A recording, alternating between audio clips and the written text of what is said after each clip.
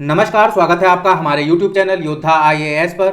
मेरा नाम है जितेंद्र और मैं लेकर आया हूं आपके लिए आज का द हिंदू अखबार का विश्लेषण। आज दिन है सोमवार और डेट है नवंबर 6, 2023। हेडलाइंस हम देख लेते हैं। तो पहला, एयर पॉल्यूशन से होने जा रहा है NCR रीजन के अंदर जो हमें देखने को मिला है। एयर पॉल्यूशन अर्बन हीटिंग और एनवायरमेंट सेक्शन के अंदर से। टाइटिंग ओवर, ये एडिटोरियल सेक्शन से होने जा रहा है एनवायरमेंटल पॉल्यूशन के अंदर से। इंडिया भूटान रिलेशनशिप, ये इंडिया और उसके नेबर की रिलेशनशिप होने जा रही है। पॉलिटिकल इवेंट्स हम कवर कर नहीं रहे हैं अभी अपने न्यूज़पेपर एनालिसिस में, और किसी दिन हम वीकली पॉलिटिकल इवेंट्स जो भी चल रहे हैं उन्हें एक साथ कवर करेंगे। तो शुरू करते हैं पहली खबर के साथ। कॉट इन ए हेज, यहां पर आप देख सकते हैं ये दिल्ली के जो हमारा कर्तव्य पथ है उसकी फोटो है, और यहां पर आप देख ही नहीं पा रहे होंगे कि यहां सामने क्या है। तो ये दिल्ली से एक चौथा दिन लगातार ऐसा देखने को मिला है दिल्ली के अंदर जहां पर हेज की स्थिति बनी हुई है। ये एयर पॉल्यूशन के कारण है। इसके बहुत सारे कारण बताए जा रहे हैं।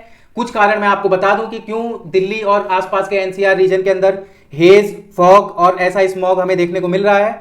पहला रीजन, आप जो सबसे मोस्ट इंपॉर्टेंट रीजन है वो है पंजाब में और साथ ही साथ हरियाणा में पराली जलाई जा रही है, जिसके कारण वहां का जो पॉल्यूशन है, जो धुआं है, वो हवा के साथ दिल्ली वाले रीजन में आकर रुक जा रहा है। और दिल्ली वाला रीजन जो कि थोड़ा जो लेवल है उसका लेवल डाउन है बाकी कंपेयर करने में, तो यहां पर आकर ये स्मॉग रुक गया है। उसके बाद हवा की जो तीव्रता होती है बहने की, वो भी कम देखने को मिल रही है कुछ दिनों से, जब से यहाँ पॉल्यूशन दिल्ली के अंदर हमें देखने को मिल रहा है। अब यहाँ इसी चीज़ों से लड़ने के लिए जो केंद्र सरकार है, साथ ही साथ जो दिल्ली सरकार है, ये कुछ चीज़ें कर रही है इस चीज़ से लड़ने के लिए। लेकिन आपको यहाँ पर ये समझना है कि हमें अक्सर ऐसा देखने को मिला है कि जो सरकार है, कोई भी सरकार हो, चाहे वो केंद्र की सरकार हो या फिर दिल्ली की राज्य सरकार हो, ये दोनों ही पॉल्यूशन के मुद्दे पे, और जहां हम बात करें एयर पॉल्यूशन के मुद्दे पर, यहां पर ये हमेशा हार जाते हैं।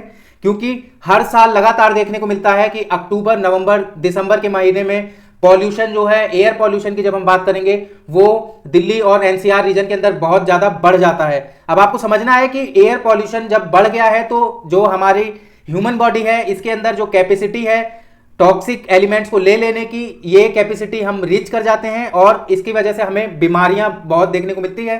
छोटे बच्चे और जो वृद्ध हैं उन्हें सांस लेने में दिक्कत होने की समस्याएं शुरू हो जाती हैं। इसी को लेकर जो दिल्ली गवर्नमेंट है उसने प्राइमरी स्कूलों को 10 नवंबर तक के लिए बंद कर दिया है। साथ ही साथ दिल्ली के अंदर ट्रक्स की एंट्री को बैन कर दिया है। अब आप एक चीज समझिए यहां पर कि ये इतना पॉल्यूशन दिल्ली के अंदर फैला हुआ है, उसके बावजूद हमें देखने को मिला है कि पंजाब में 3230 फार्म फायर्स एक दिन के अंदर देखने को मिली है, संडे के अंदर, कल। तो आप एक चीज समझ सकते हैं कि पॉल्यूशन अपनी चरम पर चल रहा है दिल्ली और NCR के रीजन में। उसके बावजूद सरकार की रोक नहीं है, सरकार की पहल नहीं है कि वो पराली को और जलने से रोक सके। अगर कोई भी किसान जाकर पराली जला देता है अपने यहां पर जब हमें केस देखने को मिला है कि 3230 परालियों का जलाने का केस यहां पर देखने को मिला है, जो फायर है, फार्म फायर हमें यहां देखने को मिली है।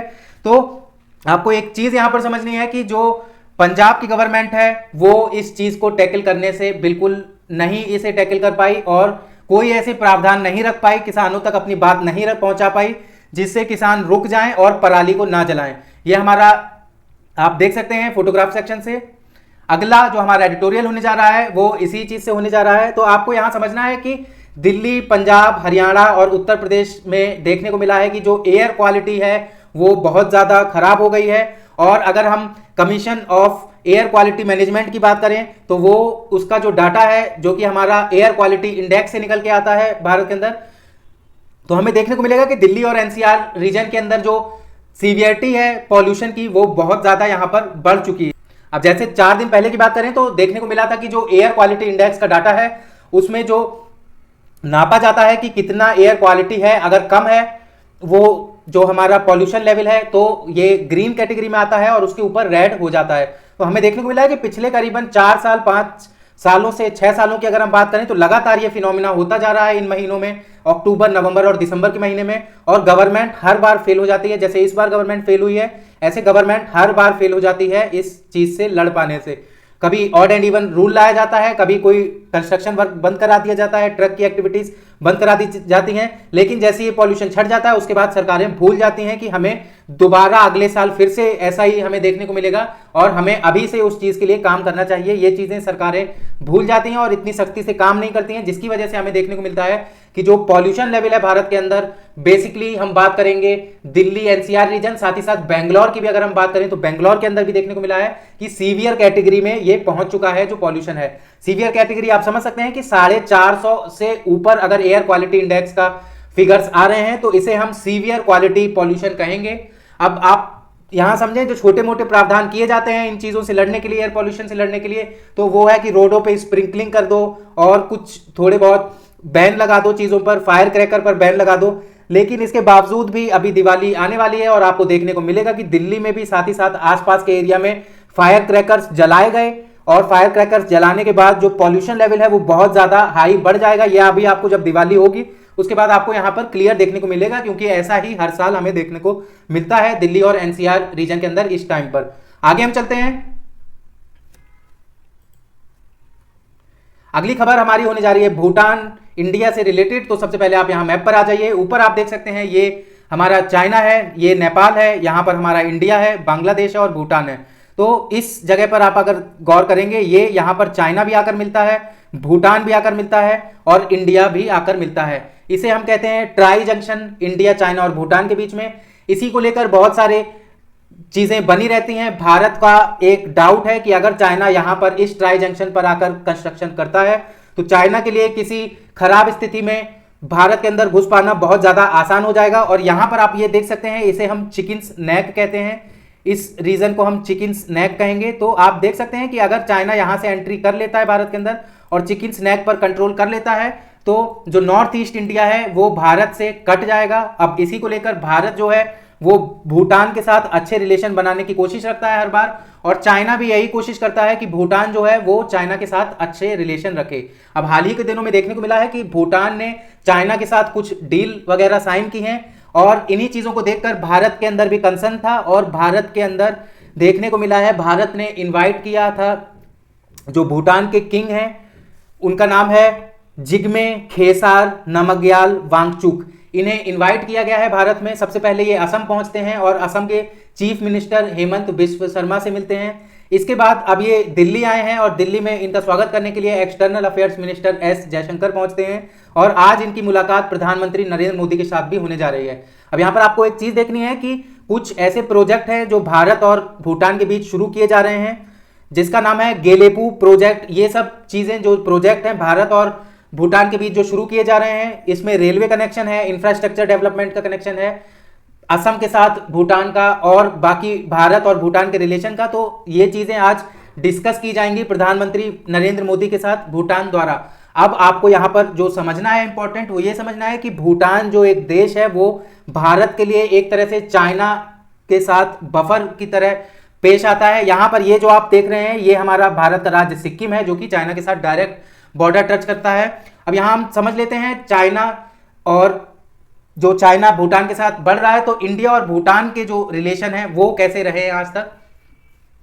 तो इंडिया और भूटान के जो रिलेशन है वो स्पेशल और यूनिक बायलैटरल रिलेशनशिप है, ट्रस्ट है दोनों के बीच में, गुडविल और म्यूचुअल अंडरस्टैंडिंग बनी हुई है। उसके बाद जब रिलेशनशिप शुरू होते हैं तो ट्रीटी ऑफ फ्रेंडशिप के साथ शुरू किए जाते हैं 1949 में। आपको याद रखना है कि नेपाल के साथ भी एक ट्रीटी ऑफ फ्रेंडशिप भारत ने साइन की थी। उसी तरह पर भारत ने जो हमारा भूटान है इसके साथ 1949 में treaty of friendship and cooperation sign की थी, जिसे रिवाइज किया गया था 2007 में। अब भारत और भूटान के बीच में बहुत सारे एरियाज के अंडर जो वो है रिलेशनशिप, ये हम पढ़ सकते हैं, जैसे सिक्योरिटी के अंदर, इकोनॉमी के अंदर, ट्रेड के अंदर, डेवलपमेंट के अंदर, एजुकेशन और कल्चर के अंदर। तो आप यहां देख सकते हैं इकोनॉमी और ट्रेड में तो India is Bhutan largest trade and development partner. जो भारत है वो भूटान का सबसे बड़ा ट्रेड और डेवलपमेंट का पार्टनर है। भारत और भूटान के बीच में फ्री ट्रेड रिजाइम साइन हो चुकी है ऑलरेडी। अब जो भूटान का 5 ईयर प्लान शुरू होता है उसकी फाइनेंशियल मदद भारत करता है, असिस्टेंस करता है। उसके बाद भारत और भूटान मिलकर, जो भारत है वो भूटान की बहुत बार मदद करता है ताकि वो मिलकर हाइड्रो पावर प्रोजेक्ट बना सकें। इसके बाद सिक्योरिटी और फॉरेन पॉलिसी की बात करें तो इंडिया और भूटान का क्लोज सिक्योरिटी पार्टनरशिप है और इंडिया जो है वो भूटान की सिक्योरिटी और टेरिटोरियल इंटीग्रिटी के लिए साथ हमेशा खड़ा है। मान लेते हैं कि कभी आगे चाइना अगर भूटान के ऊपर अटैक करता है और भूटान पर कब्जा करने की कोशिश करता है, तो भारत और भूटान के बीच में जो सिक्योरिटी पैक्ट है उसके हिसाब से भारत को भूटान की तब मदद करनी पड़ेगी।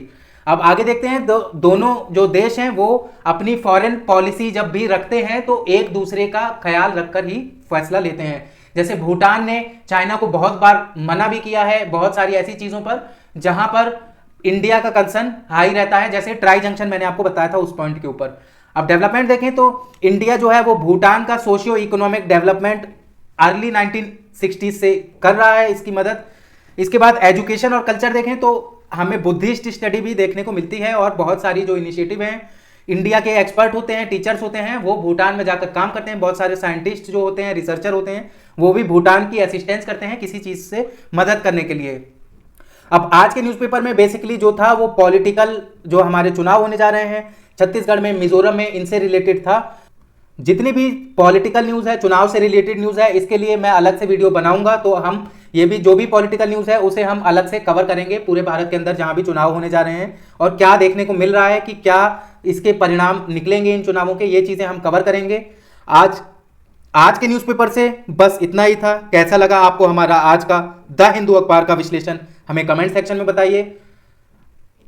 वीडियो को लाइक नहीं किया है तो वीडियो को लाइक करिए, चैनल को सब्सक्राइब करिए, साथ ही साथ हमारी वीडियो को शेयर करिए, वीडियो पर कमेंट करिए और बेल आइकन को जरूर प्रेस करिए। देखने के लिए धन्यवाद।